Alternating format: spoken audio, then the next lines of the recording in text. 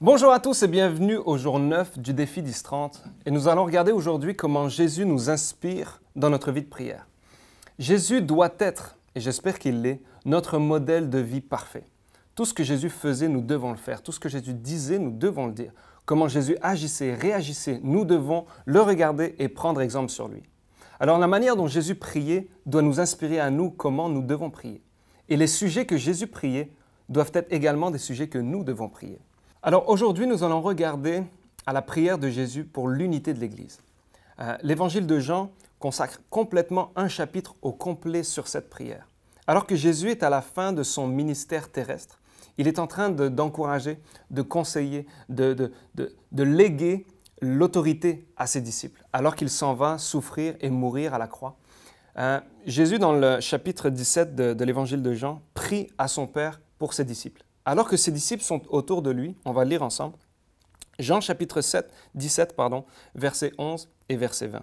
« Père Saint, garde-les, en parlant de ses disciples, par le pouvoir de ton nom, celui que tu m'as donné pour qu'ils soient un comme nous le sommes. » Il parlait de son Père, il parlait de la Trinité. Au verset 20, il continue en disant « Ce n'est pas seulement pour eux que je te prie, c'est aussi pour ceux qui croiront en moi grâce à leur témoignage. Je te demande qu'ils soient tous un, comme toi, Père, tu es en moi, et comme moi, je suis en toi. Qu'ils soient un en nous pour que le monde croie que c'est toi qui m'as envoyé. » C'est d'autant plus pertinent pour nous aujourd'hui car tous les sociologues s'entendent pour dire que nos sociétés deviennent de plus en plus individualistes. L'Église est la réponse. Jésus est la lumière qui doit briller dans nos églises. Et l'unité, notre amour que nous avons les uns pour les autres, c'est ce qui va briller, c'est ce qui va faire que le monde va voir que nous sommes des disciples de Christ par l'amour que nous avons les uns pour les autres. Puis dans cette prière que Jésus prie, dans Jean 17, on voit que Jésus prie premièrement pour ceux qui sont autour de lui, ses disciples, les 12, les 70. Il prie entre guillemets pour son église locale, on pourrait dire. Jésus est en train de dire « Je te prie pour eux, qu'ils soient un comme nous le sommes. » Posons-nous la question, est-ce que nous prions assez pour l'unité dans notre église locale? Prions-nous assez pour notre leadership, pour nos pasteurs, pour leurs épouses, pour leurs familles? Allons plus loin.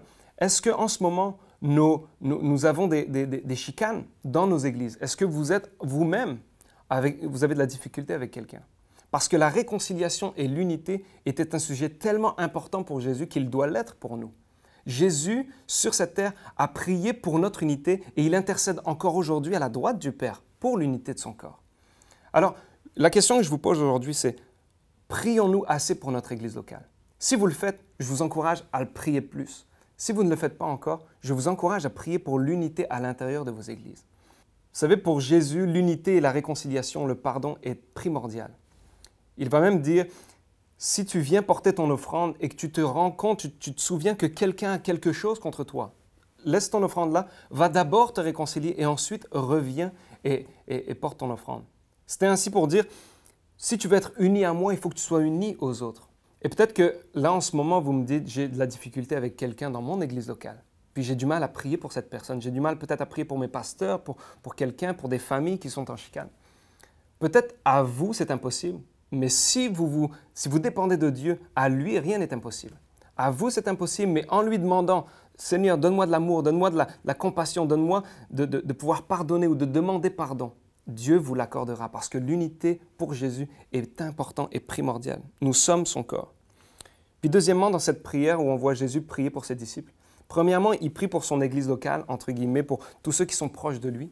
Mais ensuite, il va dire, Père, je ne te prie pas seulement pour eux, mais pour tous ceux qui viendront à moi grâce à leur témoignage. Il était en train d'envoyer un message pour l'église globale, pour l'église universelle, dans tous les pays. Et chaque chrétien aujourd'hui doit prier pour l'unité de l'Église partout, peu importe la dénomination que nous avons. Là encore, je vous pose la question. Priez-vous pour votre Église locale? Priez-vous pour votre ville? Priez-vous pour les églises autres que la vôtre dans votre ville?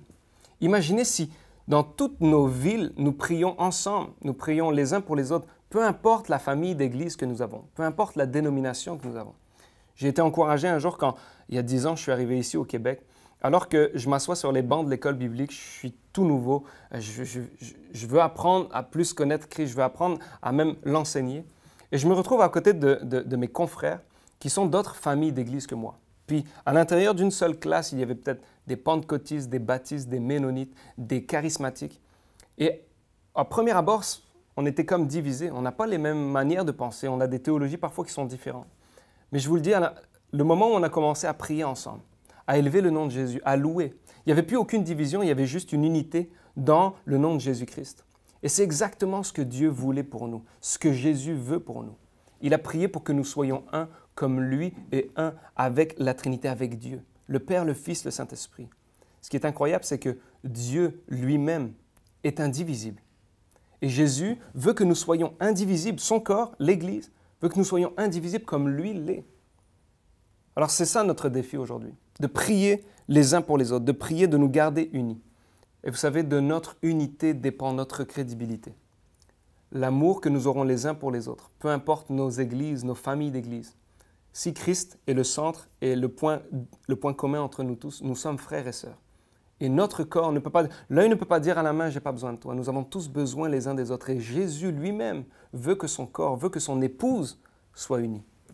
Alors je vous encourage à peut-être écrire sur une feuille les églises qui sont dans votre ville, les personnes que vous connaissez, les chrétiens d'autres églises, d'autres mouvements, et vous commencez à prier pour eux aujourd'hui. Peu importe les différences théologiques, mais commencez à prier pour eux. Priez pour votre église locale, priez pour vos pasteurs, priez pour les personnes pour qui vous n'avez pas envie de prier. Parce que c'est quand on n'a pas envie de prier pour quelqu'un qu'on doit prier pour cette personne. Le défi d'Is30, c'est un défi. Et je nous défie, moi y compris, à prier pour peut-être des personnes que nous n'avons pas l'habitude de prier, pour des églises, des familles d'églises, des dénominations dans notre ville. L'Église de Jésus-Christ doit être unie, dans notre église locale, dans notre église globale, l'Église universelle. Alors je vous défie, prenez un papier, dans votre carnet de prière, commencez à lister les besoins de votre église, le nom de vos pasteurs, dans votre église locale, mais aussi dans votre ville. Quelles sont les églises que vous connaissez qui ne sont peut-être pas de votre famille d'église, pas de la même dénomination, mais pour qui vous vous dites, aujourd'hui je vais prier pour. Et je m'engage à prier pour l'unité, pour l'amour, la réconciliation de l'Église. Parce que le même Jésus qui a prié pour l'unité de l'Église est le même Jésus qui peut restaurer aujourd'hui l'unité qui est perdue. Alors je vous encourage et je vous défie. Je vais terminer en priant. Père, aide ton Église à être unie comme tu le voulais. Merci pour Jésus, merci pour la manière dont il nous a montré comment vivre, comment agir, comment réagir, comment pardonner, comment aimer. Merci pour la prière qu'il nous a laissée pour l'unité de son Église. Nous sommes ton corps et nous voulons être unis. Nous voulons nous réconcilier. Aide-nous à nous pardonner. Aide-nous à pardonner les offenses comme nous pardonnons à ceux qui nous ont offensés. Père, nous te prions que ton Église te représente, que l'amour que nous avons les uns pour les autres témoigne de la gloire de ton nom. Merci, Père. Merci parce que ton Esprit en nous, en ce moment, fait une œuvre pour que nous puissions prier les uns pour les autres, prier peut-être ensemble, que dans nos villes, dans nos églises locales, dans l'Église globale, universelle, nous puissions voir ta gloire rayonner et tout cela commence par nous. C'est en ton nom, Jésus, qu'on a prié. Amen. Bon défi.